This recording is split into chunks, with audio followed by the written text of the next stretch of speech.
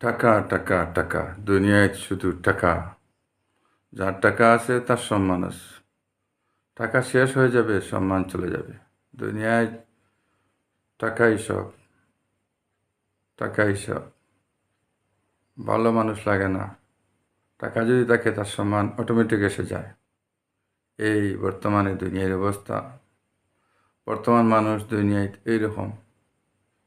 টাকা যার আছে তাকে ভালোবাসে, টাকা শেষ তাকে আর তার কাছ থেকে সরে যায়। কিন্তু আখেরাত টাকা লাগে না। আখেরাতের সুখ টাকা লাগে না। দুনিয়ায় সুখে টাকা লাগে, আখেরাতের সুখে টাকা লাগে না। আখেরাতের সুখ লাগে দিন, আখেরাতের সুখ লাগে আল্লাহর হুকুম, আখেরাতের সুখ লাগে নবীজির তরিকা, আখেরাতের সুখ লাগে টাকা চাহে থাকুক ইয়া তো না থাকুক। টাকা থাকলেই আল্লাহর হুকুম মেনে চলতে হবে, আখেরাতের সুখ হবে। আর টাকা না থাকলেই আল্লাহর হুকুম মেনে চলতে হবে, আখেরাতের সুখ হবে। নতুবা নতুবা সুখ আখেরাতেই হবে না। দুনিয়াতে যেইভাবে টাকা নাই যার সুখ নেই, আখেরাতে দিন না থাকলেই সুখ নাই।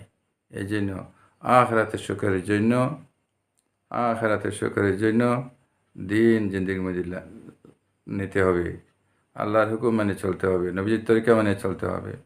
ঈমান 24টা ঘন্টা রাখতে হবে। নেক আমল সহিত চলতে হবে। নেক আমলটি জানদার বানাইতে হবে। ঈমান ইমানের স্বাদ পেতে হবে।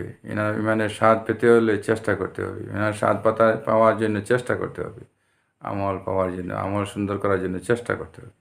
তখন উভয় তখন বিশেষ করে আখেরাতে শান্তিময় জিন্দেগি হবেই হবেই হবেই ইনশাআল্লাহ।